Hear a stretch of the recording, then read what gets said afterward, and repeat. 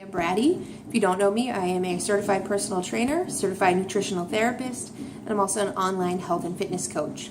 So health and fitness kind of stuff is really what I'm all about. So I love talking about it. So I just thought I would take a minute today to talk about something that I kind of been thinking about for a while, and it's bothered me a little bit. So, and if you're in my group functional training class, you probably know what I'm talking about because I talked about it in there the other day. So I was having a conversation with somebody, and she said something to the tune of like, well, I've had XYZ injury, I'm this old or whatever.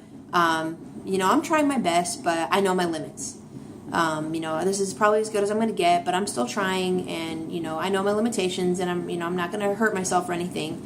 So this is kind of where I'm at, and I just kind of said, oh, okay, that's cool, as long as you're trying. But like, I just couldn't stop thinking about it, and it was really kind of bothering me.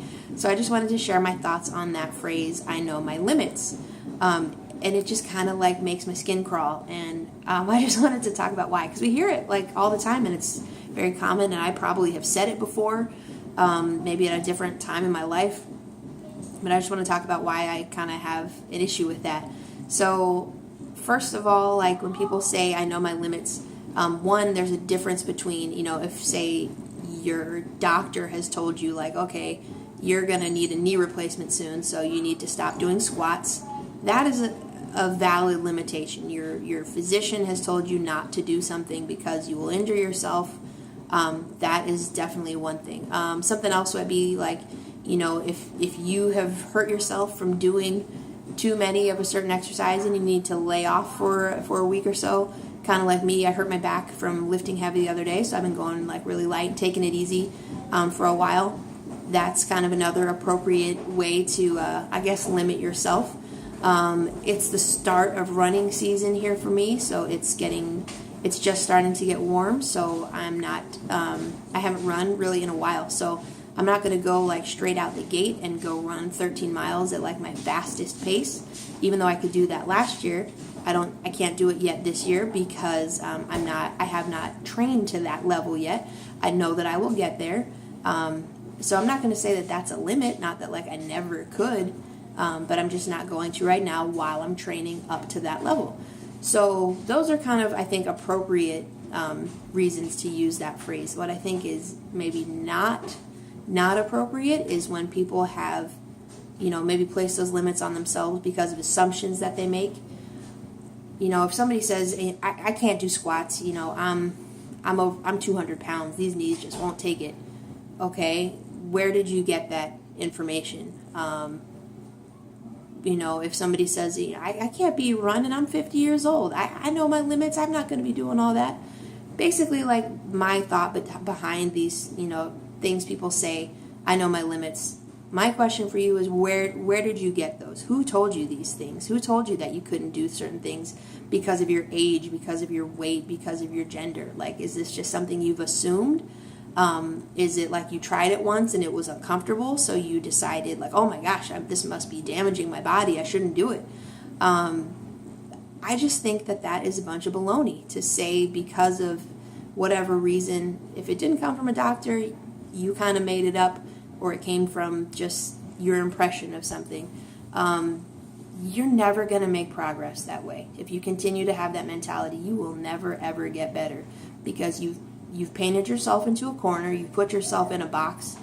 You have decided, or you've let other people decide what your limitations are, and that is crazy.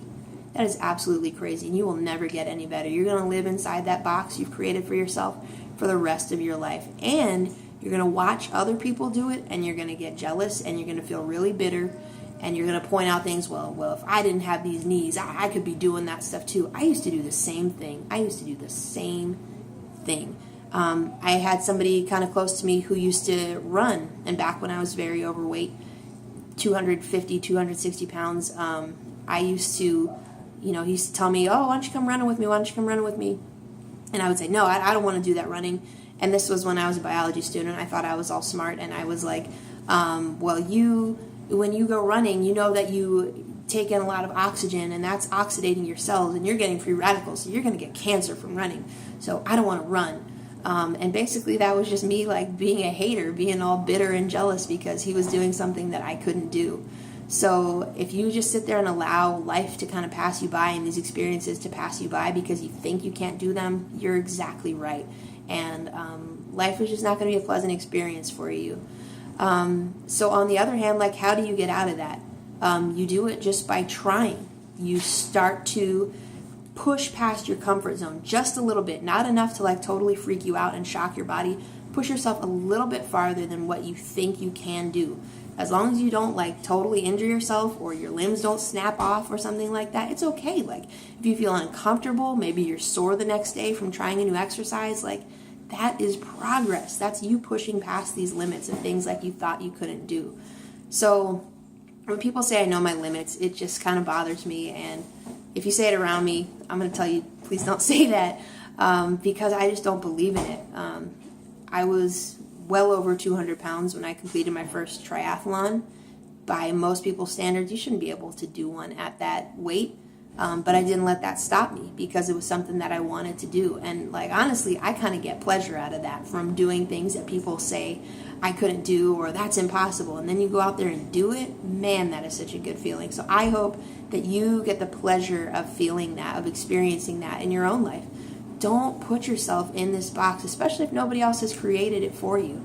It's kind of an invisible cage. These things don't really exist. So I just want to say, like, please don't say that phrase around me. And if you are a person who says that a lot, I hope that you consider this and you rethink that and learn to work outside these limitations that don't really exist. Push past them. That's the only way you're going to grow and progress and get better.